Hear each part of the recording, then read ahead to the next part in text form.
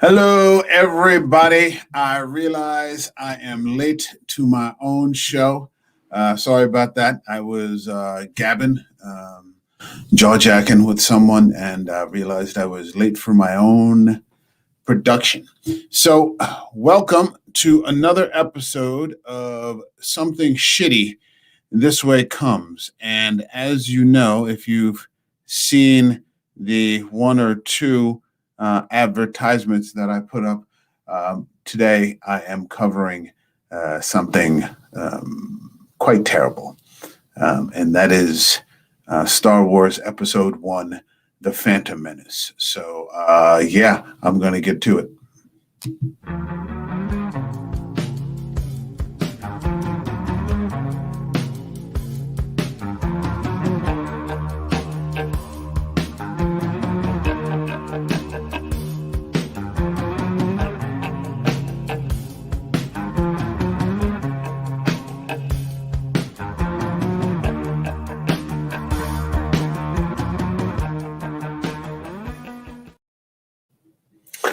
Okay, so we are here talking about the Phantom Menace. So let me give a little background here. I first saw Star Wars in a place called the Circus Drive-In, which was, well, it no longer exists, but it was about 2 miles from my parents' house. And on Fridays, it was a big deal that we went to the movies, and Mom cooked up a huge vat of buttery popcorn, and we stopped at the store and bought some drinks and some candies and things like that, and got into the car and drove out to the drive-in and paid the little fee and put that little crappy speaker right there at your driver's side window, hung it inside, and proceeded to watch some movies. So seeing Ridley Scott's Alien, yeah, that happened at a drive-in theater. And I would watch the one movie, and then usually around 9:30 or so, there'd be like a more R-rated movie. And then I would have to, lie down in the back and take a nap. But under certain circumstances, I got to watch that too. I guess Ridley Scott's Alien. I seem to remember that. I can't remember if it was the first or the last movie, but I'm saying all that to say that I saw the original Star Wars in a drive-in, and we had never seen anything like that before. Everyone was amazed. Fantastic for its time. It was just fantastic stuff, and I still enjoy watching A New Hope. I have it on Blu-ray, 4 through 6. Really, really good stuff. The first movie that I saw in an indoor theater, where we stopped for some reason, because the indoor theater was 30-minute drive away, whereas the drive-in was 2 miles away, so it was an easy choice. But the first movie that I ever saw in an indoor theater was The Empire Strikes Back, which, wow, I mean, how do you get better than that? Amazing. I think I might be the only person. I was on another stream a while ago, and I think I was the only person who was old enough to have seen that in the theater. And it still holds up. It's still a great movie. And then a couple of years later, I'm seeing The Return of the Jedi again. Now, more regularly inside the theater. I think at that point the drive-in had started to shut down, and sort of went the way of the dinosaurs in Jurassic Park. So I have a great reservoir of affection in my heart for Star Wars. So 16 years later, after Return of the Jedi, when I heard that there was going to be another Star Wars movie, I was very excited. I was extremely excited. And so I went to see this thing called The Phantom Menace. And I walked out of there and I was very confused because I didn't like it. Granted, 16 years had passed since, I had seen Return of the Jedi. So I wasn't really the same person. Maybe my tastes had developed, this, that, or whatever. But this movie, and like many of the Star Wars movies, falls along the same path that Bram Stoker's Dracula did, in that I want to like it. I want to like the latest Star Wars movies. Unfortunately, like this one, I end up being unable to do so. And hold on, Eric's here. Okay, don't worry about being late. Blame the subject material. I actually, I mean, I have Disney Plus, which leads me to another small tangential. Last year, in March of 2020, I was working overseas, and in that particular part of the world, there was a week-long holiday coming up. The pandemic was just getting underway, and when I came home from that holiday, I found out that Disney Plus had been brought to that part of the world, and so I immediately purchased it. And I said to myself, you know what? I've got a week off. Perfect time to start the entire Star Wars saga, from movie one through three, one, two, and then the Clone Wars, and then three, and then just every single incarnation of Star Wars, all the way till the Rise of Skywalker, which at that point I had not seen. And it took me a little bit to get through it, because I wanted to give it a fair shake again, all those movies after a while. And yeah, again, it didn't hold up. The reason that they became acceptable, I'll get into in a little more acceptable than they did at the time of their release.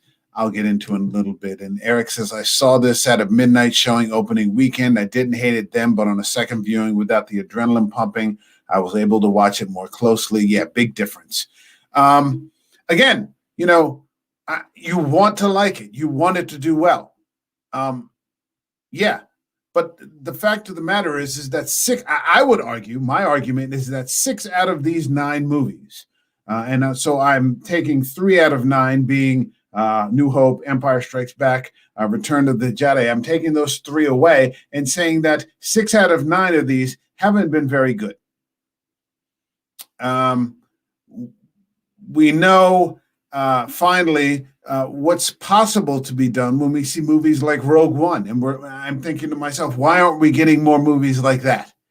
I mean, that's a fantastic movie. I love that movie.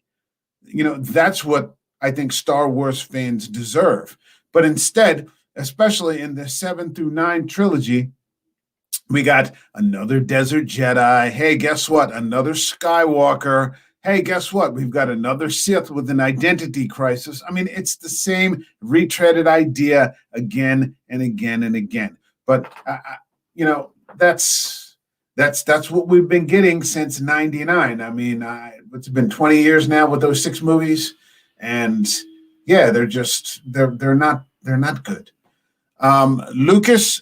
George Lucas, he wrote, I believe, and directed this movie. He originally didn't really have any plans, I don't think, to return to the Star Wars saga, but it had picked up from the Dark Horse comic and the novel popularity. Said, hey, there's an audience for this still after all this time. Also, the double-edged sword of CGI, which he said, hey, the technology is finally available for me to create the imagery and the background and the story that I want to. It's finally available. Unfortunately, he ends up just completely leaning on it in a way that doesn't work.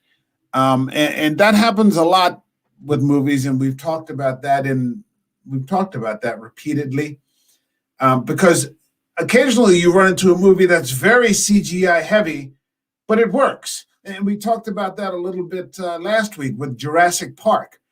You're not exactly sure where the practical effects and the CGI sort of divide, but the performers seem to do very well. But then again, you've got a great story.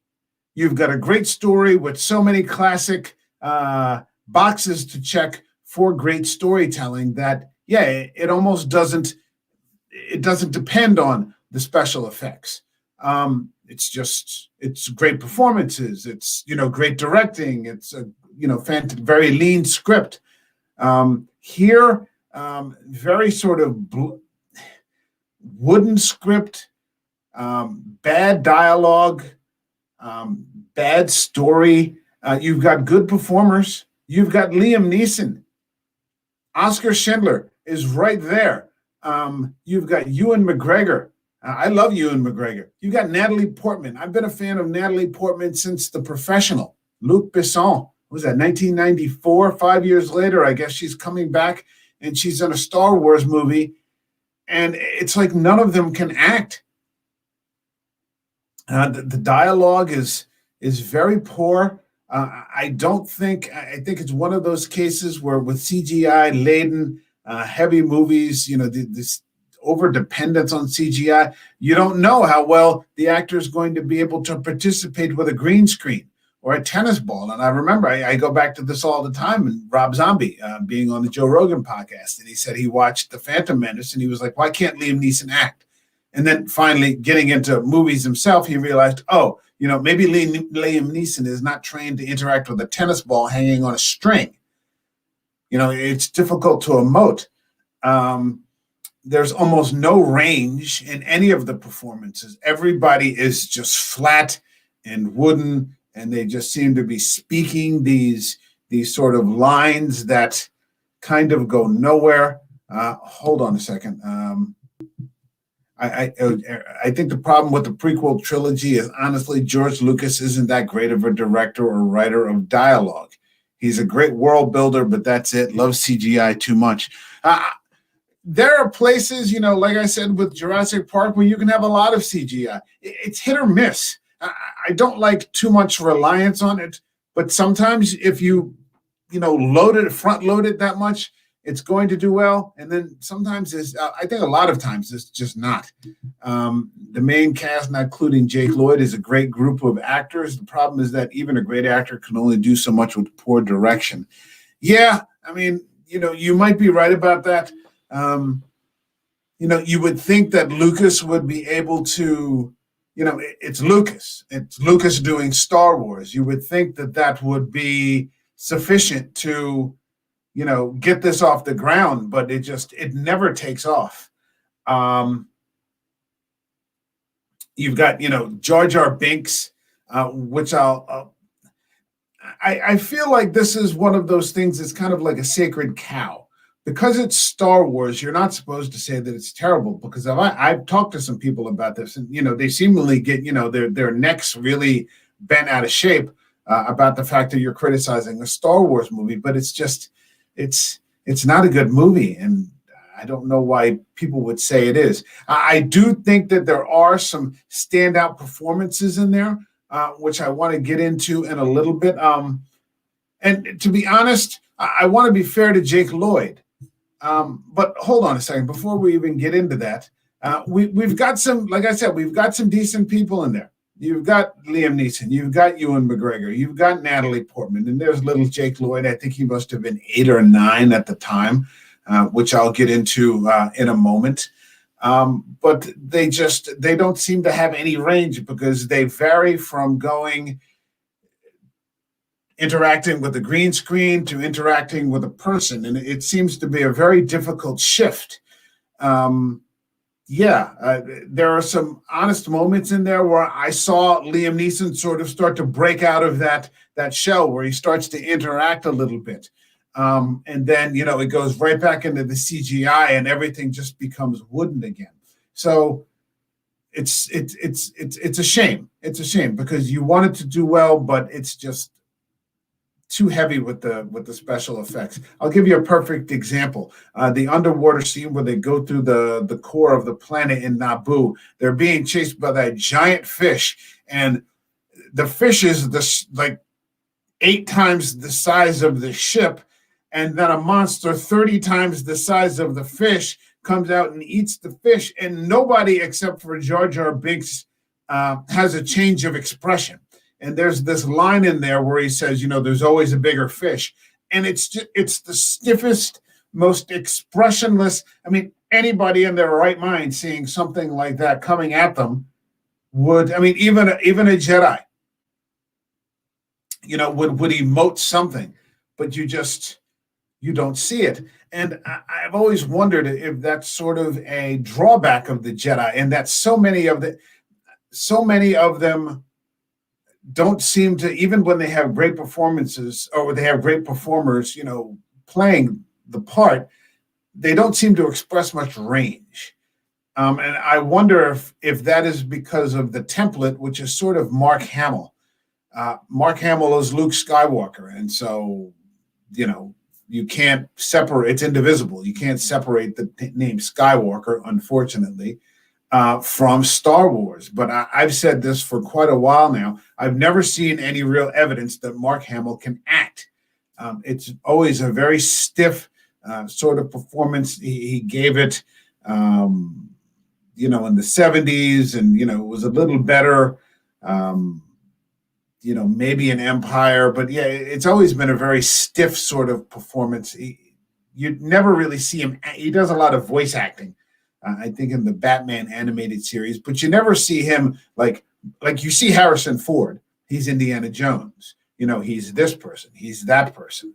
There are a lot of people that are in the core Star Wars circle that never move outside of that. You don't see them starring in very many, other motion pictures. So yeah, I was never exactly sure, and I wonder sometimes if Mark Hamill has accidentally set the tone for this sort of expressionless wooden performance that so many Jedi seem to give. Ewan McGregor tries to bust out of it a little bit, and what we really start to see,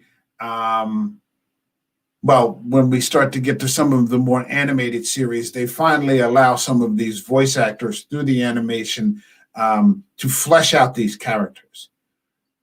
Because you don't get a lot of background, like as to who Qui-Gon is. At that point, there's not that much background with Obi-Wan Kenobi. I mean, you know him from the future and the other movies, 4 through 6, but you don't know anything about his background story. Stop to think of it that way. What you realize is how, when you take away the animated series, you realize how flat these other movies are independent of that. I mean, or how many holes there are, in these stories independent of that. I just realized I just forgot to hang up something in the background. Hamill's a pretty good voice actor, but on screen he's decent at best. I think it's just the aura and love of the character of Luke. Yeah, that gets him so much praise. It's cult of personality. I don't see that I've never seen him really put on any fantastic performance. It's Luke Skywalker. It's Luke Skywalker, and it's not the same thing. And like I said, in 1976, and then 1981, and then 1983, yeah, okay. You're not noticing all that much. Now, 40 years later, yeah, you kind of notice, hey, this guy really isn't that great of an actor. It's really not that solid of a performance. But again, like you just said, it's the character of Luke, but that also makes it a bit of a sacred cow, and that, oh my God, how do you not like this? Well, have you checked it out? Here's something. Jake Lloyd. Now, Jake Lloyd is playing Anakin Skywalker in this. He's a child Anakin Skywalker, and my understanding originally was that Lucas had the idea for maybe a 12-year-old to play this part, but then he decided on someone younger, and so he gets Jake Lloyd, who is probably around 8 or 9 at the time that this is filmed. And I want to tread carefully here, because I don't want to criticize child actors, because I'm sure he did his best. But I've said this before, and it goes all the way back to The Omen, which is at the very beginning when I started doing this. Child actors, again, like CGI, are hit or miss, especially in horror movies or sci-fi. And a lot of times they tend to be miss, especially when they're thrust into the forefront of something really huge, because they're just limited cognitively by their age in terms of what they're able to do. And I think that's a case of what you have here. For every one of I mean, how rare in a child actor do you get a Linda Blair? You see the difference? You see the point that I'm making? How often do you get a Haley Joel Osment? These are the types of child performances that come along like once in a lifetime. So most of the others kind of fall short. And even last week, I was talking about in Jurassic Park, the two kids that are in that. They're really solid. Those are really solid performances, interacting with CGI and a lot of special effects, practical or otherwise. But most of the time, it turns into something really stiff, or something that really limits or is really limited by the age of the performer. When I talked about The Omen, a 6-year-old can't play the Antichrist.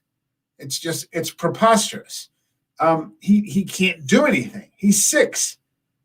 And finally, in the remake, they realized that, but at least they got a kid that was scary looking.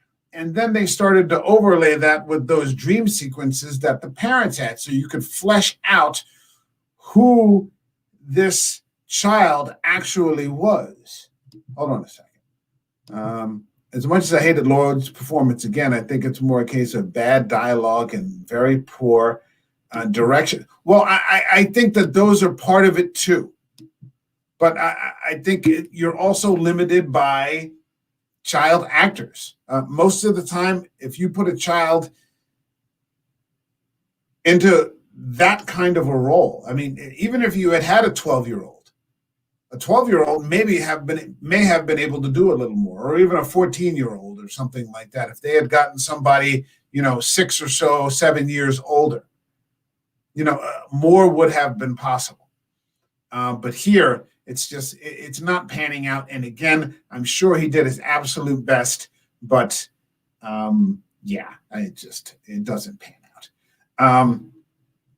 There are some standout performances though, and I'm not saying Lloyd's isn't among them. I mean, I'm sure what he attempted was very difficult. I think it's almost an impossible situation that a child actor is put into to play that particular kind of role at that age. To play Anakin Skywalker when you're less than 10 years old. I mean, geez. But one of the standout performances, and I got to give it where it's due, is Ahmed Best. Now, I don't like the character of Jar Jar Binks. I think it's kind of like, it almost seemed like a merchandising idea, but Ahmed Best in his physical performance, when I stopped to consider that, was actually very solid. And my understanding is that he became suicidal. He contemplated suicide because the backlash was so hard against this character. And it's not a great character, but Ahmed Best's performance is extremely solid. That sort of physicality, that's pretty cool to watch. The other standout performance right here in this movie is Ray Park playing Darth Maul. Darth Maul has presence. I'm not saying that Ray Park is a great actor, but the Maul character has great presence.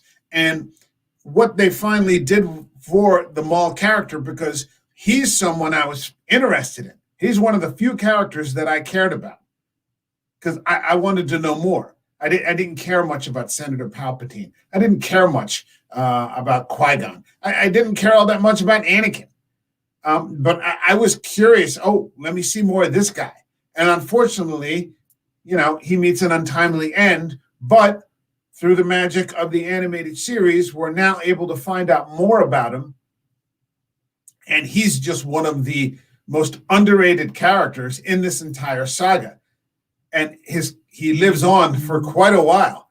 and we see him again in the Solo movie. So we do see him in the big screen, albeit momentarily, but we see a lot of him in those animated series. So those animated series have fleshed out some potentially great characters. But then again, like I said, when you take away the animated series, it shows you how many holes are in these movies. Hold on a second. Eric's here. Plus, imagine the pressure on Lloyd's shoulders being a young Darth Vader. I feel sad for how it ended up later on in life. Yeah, I feel that he was put into an impossible situation. No child could pull that off. No child that I'm aware of. Lord barely had any experience by the time he was cast. His only big role was in Jingle All the Way. Yeah, and not much has happened for him since then. He was kind of one and done. Most child actors don't make it. Most child actors don't make it. They don't successfully transition into adult acting. They're usually riddled with problems. I mean, even if we were to, you and I, Eric, we talked about Terminator, but if we start to get into T2 and we see what happened to Edward Furlong. Edward Furlong was a fantastic actor. Fantastic actor, but it's too much to place on a young person's shoulders. Jar Jar was definitely just made for merchandise, but then again, so were the Ewoks. Now, here's the thing. I want to talk about Jar Jar Binks. There's a rumor out there, and I think if you look it up on YouTube, and Ryan, who's part of the crew on the show here, talks about this all the time. The internet rumor that Jar Jar, the original idea was that Jar Jar was going to be the Sith Lord. And on its face, it's just preposterous. But there are little eggs here and there. Now, let me say this. In the Clone Wars, there's a scene there where Jar Jar is taken in for interrogation by, General Grievous. And it is one of the funniest damn things I've ever seen, because he's just making a fool out of Grievous. And Grievous sort of doesn't realize it. And you start to see just for a moment that what might have been possible, but it's too absurdist, and the backlash was too hard. But you see for just a second what that might have been like, because he's just sort of sitting in this chair being interrogated, and he's sort of playing the fool, but repeating back all the things that that Grievous is saying to him. Like, oh shit, I could almost see it, but at that point, it's way past the point of ever coming to pass. Darth Maul had an awesome look, amazing skill with the lightsaber. Yeah, he's a championship martial artist. Ray Park is a champion martial artist. It was extremely exciting to watch his physicality with the lightsaber, that two-ended bow staff lightsaber. So what did they do? Kill him off in the first episode? Yeah, and I don't know. Well, I don't believe that Lucas was playing 4D chess, and I'm not one of those people who knows the entire mythology and have read all the novels and the comics, and because I don't believe that you should have to read the novels and the comics to sit down and understand what's happening in a movie. But luckily, Filoni came along and picked up Maul and dusted him off and got him back into the series, and he played a hell of a part. He goes all the way until Rebels, and the final scene where he meets his end is just, it's incredible. And it goes to show you, like I was talking about Rogue One, exactly what's possible with these shows. You could do 9 movies on the Clone Wars, and probably people would just show up for them. You could do 9 2-hour movies on the Clone Wars, and it would be amazing. I don't know why they don't. They seem to think that this is fair. I could have lived without any of that 7 through 9, Force Awakens, The Last Jedi, another Skywalker. Yeah, it's not good. Yeah, I mean, I'm going to continue with all of these. I'm going to go through Attack of the Clones next week. But I mean, one of my biggest complaints about the Attack of the Clones and the Clone Wars in terms of the movies is that they cut the whole war out. When we're watching Star Wars in 76, Skywalker, Mark Hamill, is enamored of Ben Kenobi because Kenobi reveals that he was part of the Clone Wars. He's like, you were in the Clone Wars? Oh, tell me all about it, this, that, and the other. Well, in none of these movies do you ever see the actual war. It's idiotic. I don't understand why they think that this is a good idea. These things who keeps putting these movies out, and then with Disney, I guess you've got Kathleen Kennedy, is that her name? Putting out garbage like The Last Jedi. It's just terrible. Where we finally see and I remember saying, talking to my buddy Bill, who's part of the regular panel here, that I told him before this came out, I said, I want to believe, I said, but again, I've never seen any evidence that Mark Hamill can act, and he's a huge Star Wars fan. Again, very disappointed by these movies. My buddy Ryan, a huge Star Wars fan, actually likes these movies. We go at it all the time. But yeah, they're just not good. I do appreciate, in a sense, the crow's nest sort of view, and that you realize, everything that you're seeing is sort of pointless because it is that's the point of a prequel. You already know in advance what's going to happen. And that's especially heartbreaking by the time you get to the Clone Wars. But I don't have any feeling except annoyance when it comes to these three movies. And I just kind of want this one to be over with. Now, that's probably as much as I'm going to say about these. Hold on. Eric's here, I guess. Good luck with next week and Attack of the Clones. Yeah, George Lucas trying to write a love story. Sweet Jesus. I don't know if George, maybe George married his high school sweetheart and he never had to work very hard. It's one of those kinds of things, You've been married for so long that you think you know everything about women, but you've honestly ever been with like one woman, and that doesn't really qualify. It's not really the same thing. No disrespect to anybody that marries their high school sweetheart. I'm just saying. Now, that's really all I have to say about this movie. But again, what I say I'll always do with the something shitty subthread is give you another option of a movie that came out at the same time in the same genre that I feel is much better.